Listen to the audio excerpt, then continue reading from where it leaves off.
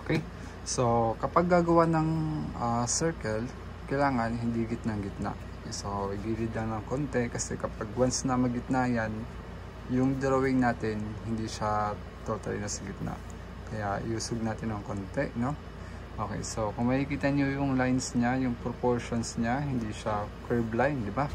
So, ginawa kong straight muna lahat. Okay, so unahin natin yan yung mga big shapes. So, kukunin natin yung tamang angle ng lines, yung proportions using straight lines. Okay, so kaya tayo gumawa ng bilog kasi ito nga yung tinatawag na the circle techniques. Okay, so para hindi na kayo mag-read. Okay, so unang gagawin is gagawa nga tayo ng circle. Pwede kayo gumamit ng kahit anong circle object, pwede tape, basta wag lang masyadong maliit. Okay, kasi 9x12 yung paper, so kailangan yung circle hindi masyadong maliit. Okay, so unahin natin yung proportions na sa labas ng circle. So kailangan yung distance, kailangan parehas doon sa reference, no? Kailangan observe nyo yung mga distansya. Okay, kasi kapag once mali yung distance, ang kalalabas na ng drawing is hindi proportions. Okay, so dito, unahin natin dito.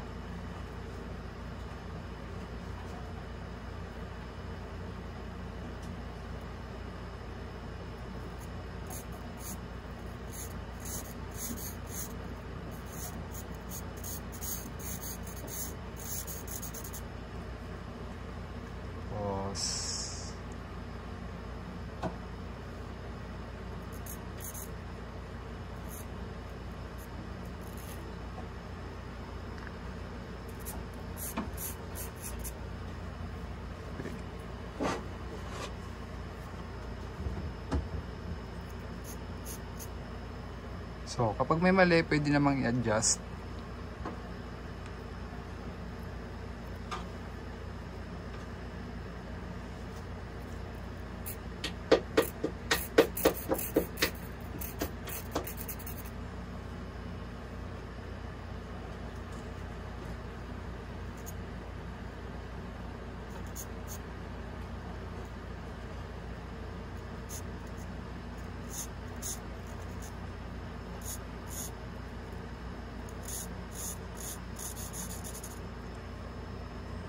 So, kung makikita nyo, mas magiging malaki yung drawing natin. Yan.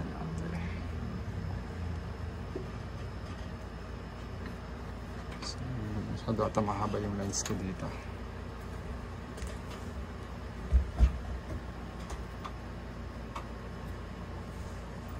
Okay, so kung meron reference, pwede nyo bilugan yung reference nyo dyan, yung print. Kung meron kayong print, pwede nyo bilugan yan.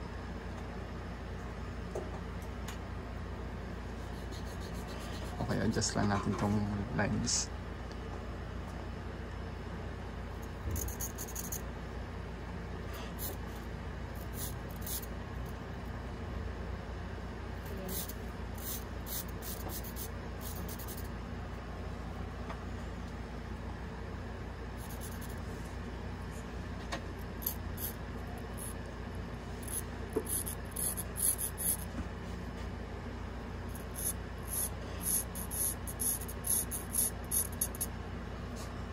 Okay.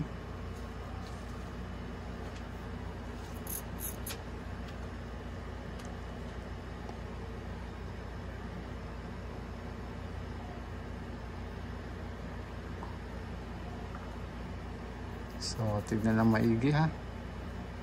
Yan, dito.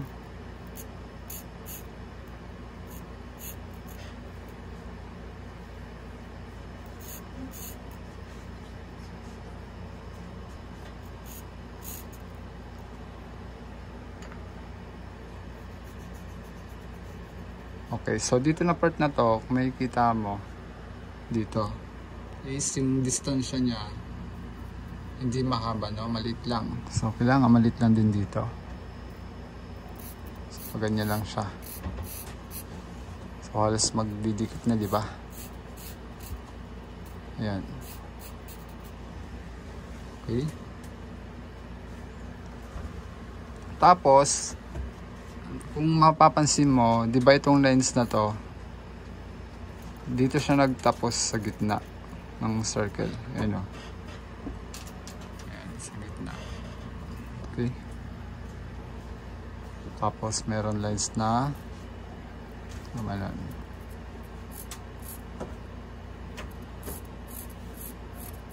Ayan.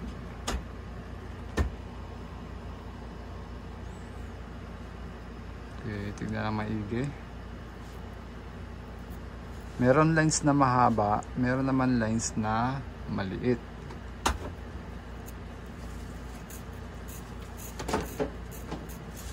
Ayan, okay. Tapos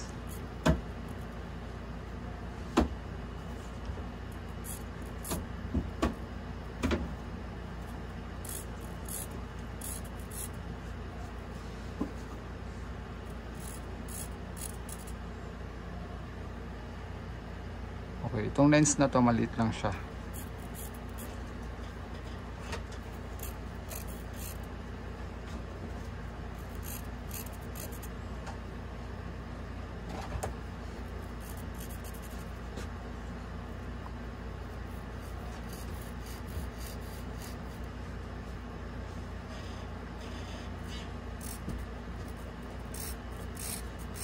Yan.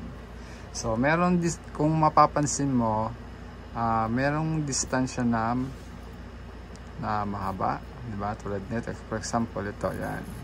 Kasi mahaba yung distance niya dito. Ayan o, di ba? Tapos meron dito, yan. Meron namang maliit sa part na to, sa noo niya. Ito sa noo, yan o. Di ba? Maliit lang. Tapos, drawing natin dito.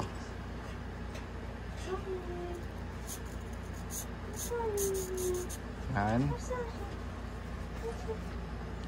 Tapos dito mahabang linya.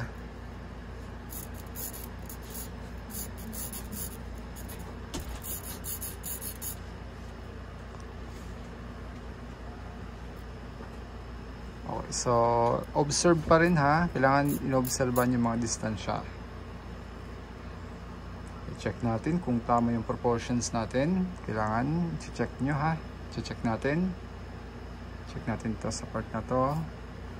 Dito. Paikot. I-check niya paikot. Yung distansya. So kailangan tugma. Ayan. So kung makikita mo, nakikita na natin yung dinodrawing natin. So yan yung proportions.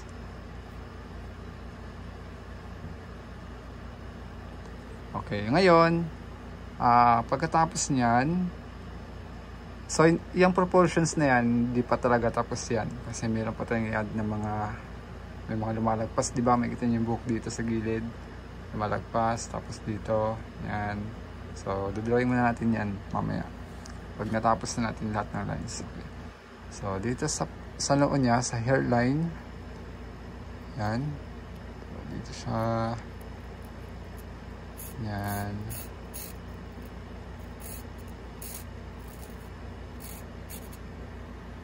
Yan, ganyan. Tapos, isang mahaba.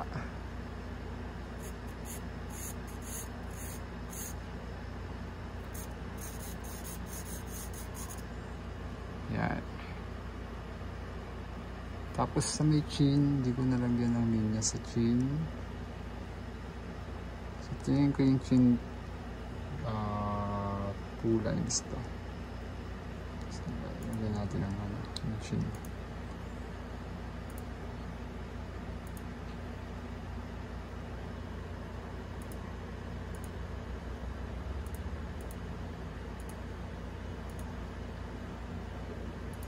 Ilagay natin lang linya. Dito, 1.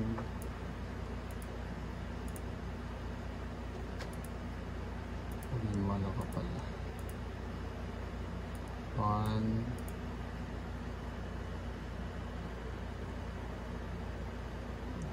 Dito yun.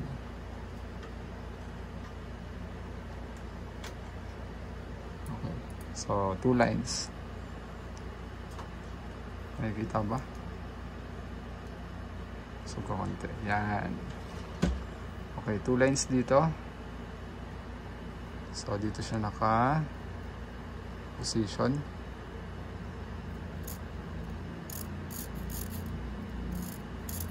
One. Tapos isang mahaba.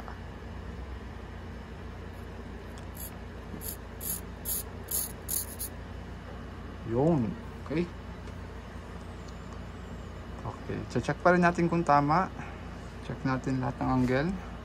Ano ba? Tama ba yung lumalabas? Tama ba yung mga lines? Okay, tapos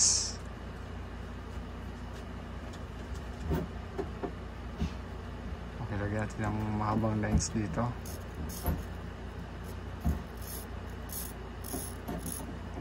Yan. Okay, yung tenga. Okay, 4 lines yan. Tingin ko na sa 4 lines na pa. So, 1. Okay. Tapos 2. Tapos 3.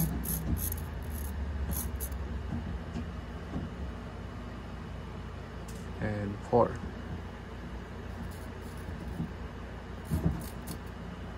Yan.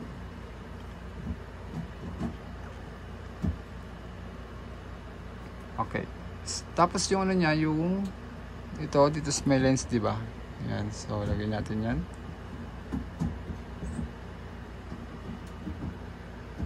Sa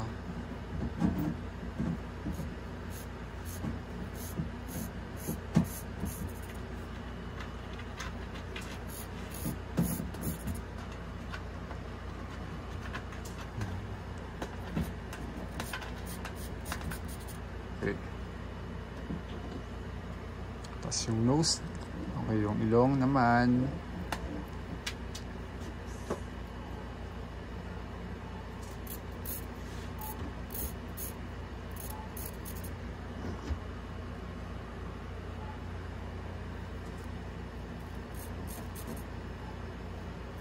Hindi ko nakikita kasi nakatapat sa mukha ko yung phone.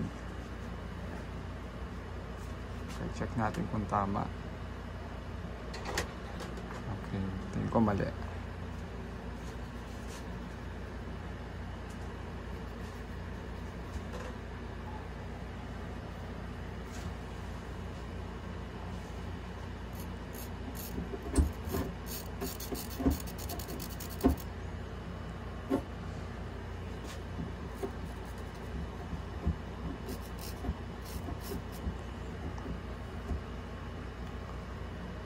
Okay, so yan.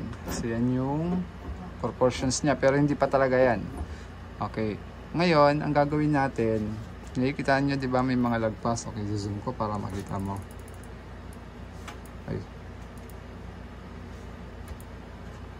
Zoom natin. Okay, so for example, dito. Dito ba? Ito. Di ba? Dito sa part na to. So, drawing natin yan. Ganyan lang muna. Ganyan. Tapos, saan pa ba? Dito. Ayan o. Ayan, dito. Sa taas. Dito ba? Ayan o, ito o. Okay.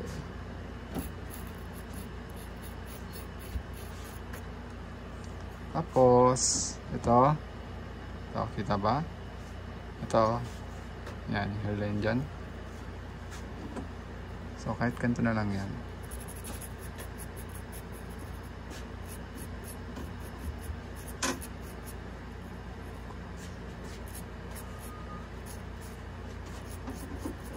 Okay.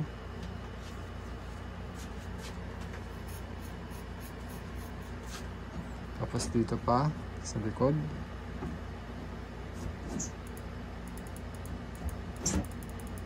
Ito, dito, sa part na to. This one. Okay. So, meron curve.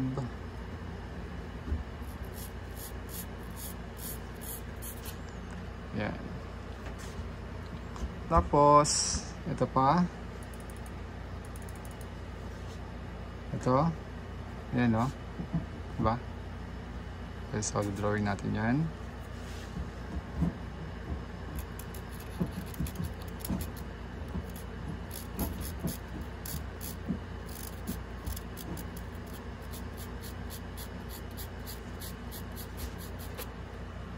Okay. Tapos dito, ganyan-ganyan na lang siya. Ganyan-ganyan.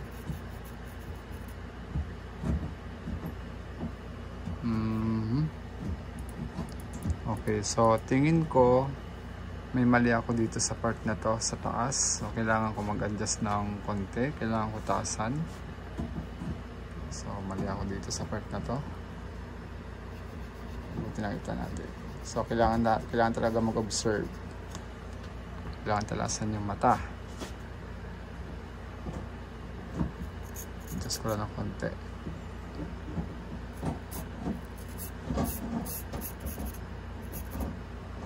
Ayan.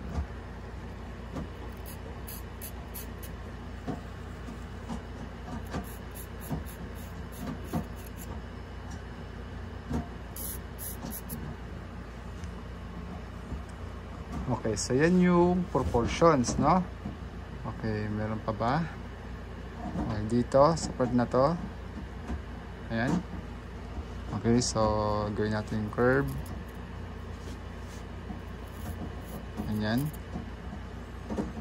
Okay, ano pa ba? So tignan muna natin na maigi yung proportions bago natin i-drawing yung mata pati ilong. So importante kasi yung ano proportions. Okay. Dito may shadow dito. Ayan ang shadow. Dito. So maglagay tayo ng shadow.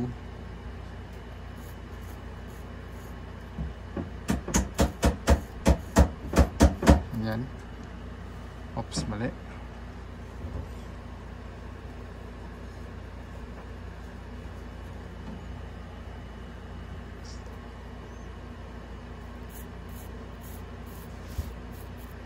Okay. Check natin kung tama. Okay, tapos ngayon, okay, i-erase natin tong line na to. Okay, erase natin yan.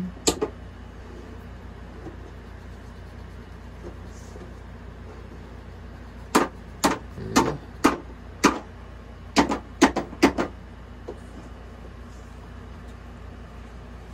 Okay, mag-drawing tayo ng straight line dito sa mouth niya, ay lips.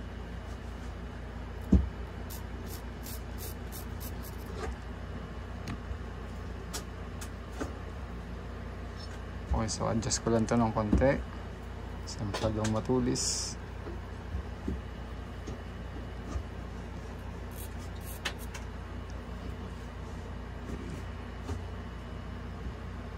Okay, drawing natin yung bigote niya.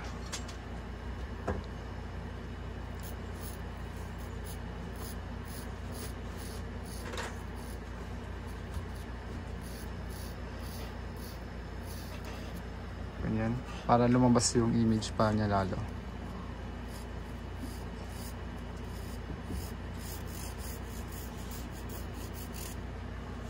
Okay. So, nakikita nyo dyan pa lang, nakikita na natin yung proportions niya na hindi tayo gumagamit ng grid lines. So, dito merong mahabang linya.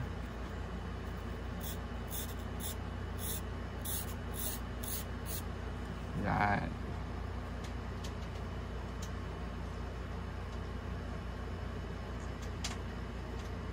Okay, check natin. Observe natin yung mga linya. Okay, so yan yung proportions.